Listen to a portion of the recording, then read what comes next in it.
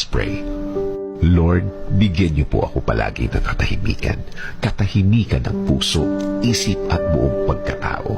Sa pananahimik kong ito, hindi po ako malakas. Inaamin ko po sa inyo, Panginoon. Ako po ay naghihina at alam ko po na kayo ang dapat kong kapitan. Alam kong kayo ang dapat kong paniwalaan na ang lahat ay magiging okay, ang lahat ay magiging maayos, ang lahat ay magiging tahimik. Kakapit pa rin ako sa inyong magandang plano. Kakapit pa rin ako sa inyong magandang bukas na pangako.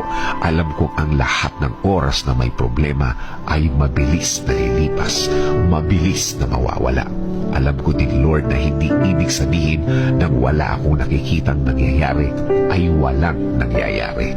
Alam kong inumpisahan niyo na akong tulungan sa ibang mga bahagi ng aking problema. Alam kong magiging okay, Lord. Alam kong bubuti ang lahat. Alam kong makukuha ko ang plano niyo sa akin. I-guide niyo po ako at ituro mo sa akin, Lord, ang tama at tahimik na paraan. In Jesus' name we pray. Amen.